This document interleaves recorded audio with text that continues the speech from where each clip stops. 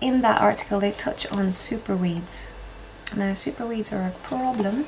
I'm going to link another article in there that I found, which is dated Sunday the 19th of April. It's on a website called France 24 International News. This article is talking about a new pest, which is they're called the evil pigweed, and it's one of the superweeds. But anyway, superweeds have alarmingly appeared in parts of Georgia as well as South Carolina, North Carolina, Arkansas, Tennessee, Kentucky and Missouri. Roundup contains the active ingredient glyphosate, which is the most used herbicide in the USA. Basically, these superweeds are resistant to it. Farmers have over-relied on Monsanto's revolutionary and controversial combination of single Roundup herbicide and a high-tech seed with built-in resistance to glyphosate. Today, 100,000 acres in Georgia are severely infested with pigweed, and 29 counties have now confirmed resistance to glyphosate, according to weed specialist Stanley Culpepper. Imagine being a weed specialist. He's from the University of Georgia. Farmers are taking the threat really seriously. It took us 2 years to make them understand how serious it was, but once they understood, they started taking a very aggressive approach to the weed. Just to illustrate how aggressive we are, last year we hand-weeded 45% of our severely infested fields, adding that the fight involved spending a lot of money. Of course it did.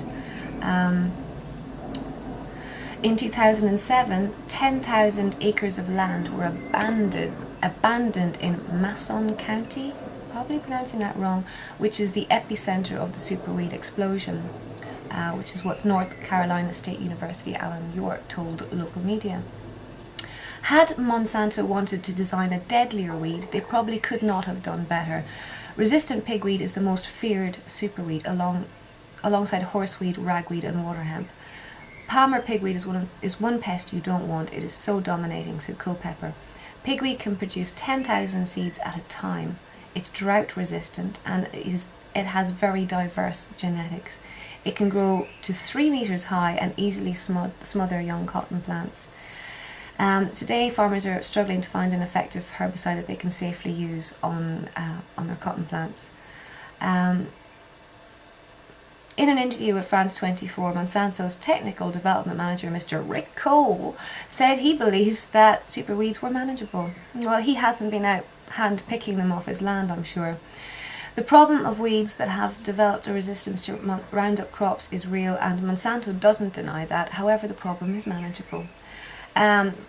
Cole encourages farmers to alternate crops and use different makes of herbicide. Yes, and I'm sure all these herbicides are also sold by Monsanto.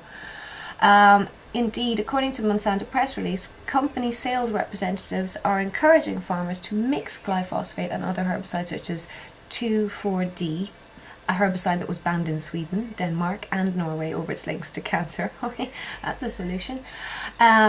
It also causes reproductive harm and mental impairment. It's also well known for being a component of Agent Orange. Oh yeah, Monsanto know a lot about it, which is a toxic herbicide which is used in chemical warfare, if you didn't already know, in Vietnam. So yeah, that's Monsanto's version of a solution. Questioned on the environmental impact and toxicity of such mixtures, Monsanto's Public Affairs Director Janice Pearson said that they didn't recommend any mixtures that were not approved by the EPA, and she obviously referring to the US Federal Environmental Protection Agency. According to the UK-based Soil Association, which campaigns for and certifies organic food, Monsanto was well aware of the risk of superweeds as early as 2001. And took out patents on mixtures of glyphosate and herbicide targeting glyphosate-resistant weeds. So they're causing the problem and working on the solution before the problem becomes apparent to the rest of the world. It's dodgy. The patent will enable the company to profit from a problem and that its products had created in the first place. You know, I'm hoping that there's some way that the corporate liability will kick in, that Monsanto should be made liable for these problems. You know, from a legal point of view, it's outrageous. On a plus point, pigweed is edible. It's also known as amaranth. it's been cultivated and used by American communities going back as far as the Incas. The parts usually used are the leaves. It has medicinal properties. It's used as an astringent. It's got nutritive value. It's high in vitamin A and C, I believe. Double check. Yeah, vitamin A and C.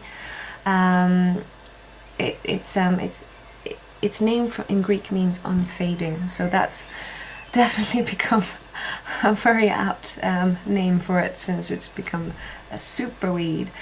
Other random information: the ash of amaranth has very large saltpeter content. Some species of amaranth are known as pigweed, not all of them, but none of the species is poisonous, and many are used as pot herbs.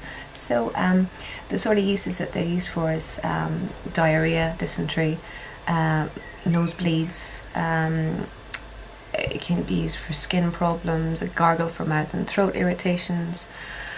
So yeah, I don't know what it might be like now that it's become super resistant and been genetically messed with, but you know, it's not useless. Always look for the positive. Anyway, thank you for listening. I'm also linking in the sidebar my blogspot, because I think that's probably going to be the first place where I will be putting up info as I find it, because I don't always get the time to actually turn the camera on and sit down and get a few quiet minutes. But anyway, peace out.